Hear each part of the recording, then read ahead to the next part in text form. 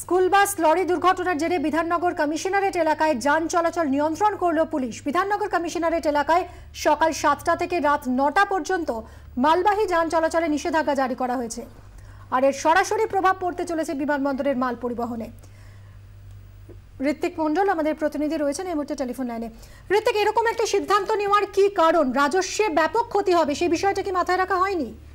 সেখানেই কিন্তু প্রশ্ন উঠতে শুরু করছে, যেটা বিধাননগর কমিশনারের যেটা সিদ্ধান্ত, যে সাম্প্রতিককালে যে দুর্ঘটনা ঘটেছে তাদের উদ্দেশ্য যে বিধাননগর কমিশনারেট এলাকায় তারা দুর্ঘটনার কমাতে চান, যে কারণে তারা সিদ্ধান্ত নিয়েছেন যে সকাল 7টা থেকে রাত্রির 9টা পর্যন্ত বিধাননগর কমিশনারেটের কোনো থানা এলাকায় কোনো পণ্যবাহী যান চলাচল করবে না। এর প্রভাব পড়তে চলেছে গোটা রাজ্যের যে বিমান পরিবহনের ওপর। এবং তুমি জানো যে গত 2 বছর ধরে দমদম বিমানবন্দরে যেভাবে কার্গো হ্যান্ডেলিং এর পরিমাণটা ক্রমশ কমছিল, অর্থাৎ সমস্ত ইন্টারন্যাশনাল এবং ডোমেস্টিক এয়ারক্রাফট গুলি তারা কিন্তু ইতিমধ্যেই রাজ্য থেকে মুখ ফেরাতে শুরু করে দিয়েছিল। ফলে সেই ধাক্কাটা খেতে চলেছে, কারণ এই দিনের একটা বড় সময় কিন্তু ডোমেস্টিক ইন্টারন্যাশনাল সমস্ত রকমের কার্গো হ্যান্ডলিং হয়। এবং যে কারণে ইতিমধ্যে আমরা দেখতে পাচ্ছি যে স্পাইস জেট তারা বিবৃতি জারি করে জানিয়েছেন তারা একটা বিপুল লসের সম্মুখীন হতে চলেছে এই সিদ্ধান্তের জেরে।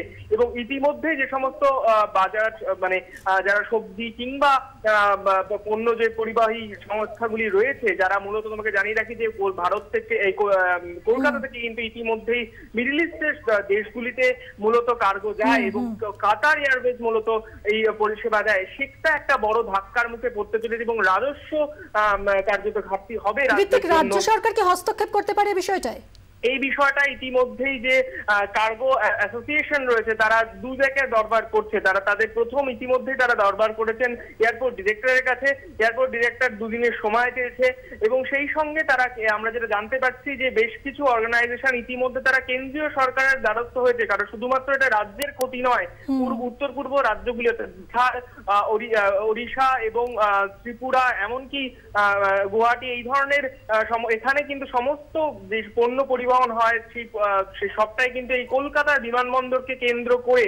এটা কলকাতা বিমানবন্দরের ক্ষেত্রেও একটা বড় ধাক্কা, কারণ উড়ান সংস্থাগুলি ইতিমধ্যেই কলকাতা থেকে মুখ ফেরাতে শুরু করেছে। ফলে পণ্য পরিবহন একটা বড় তাদের লভ্যাংশের জায়গা, সেটা যদি বন্ধ হয়ে যায়, সেটা যদি ধাক্কা খায়, তাহলে নিঃসন্দেহে কলকাতা থেকে অনেক উড়ান সংস্থা ফিরে যেতে চাইবে, এটা অনস্বীকার্য। কিন্তু প্রশ্নের বিষয় হলো বিধাননগর কমিশনের একটা ছোট্ট সিদ্ধান্তের জন্য বা এটা ভুলের জন্য তারা কিভাবে এত বড় একটা বিবেচনা করলেন না যে এটা রাজ্যের রাজস্বের ক্ষেত্রেও একটা ঘাটতি থেকে যেতে পারে। তারা ইতিমধ্যেই যে আমরা যেটা জানতে পারছি কার্গো অর্গানাইজেশন থেকে তারা ইতিমধ্যে বিধাননগর কমিশনারের কাছেও সময় চেয়েছেন, তারা মঙ্গলবার সময় দিয়েছেন এবং সেখানে বৈঠক হবে।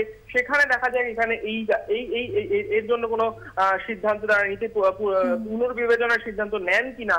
যদি সেটা না হয় তাহলে নিঃসন্দেহে এটা রাজ্য এবং একই সঙ্গে কলকাতা বিমানবন্দরের জন্য একটা বড় ধাক্কা। ঋত্বিক, ধন্যবাদ।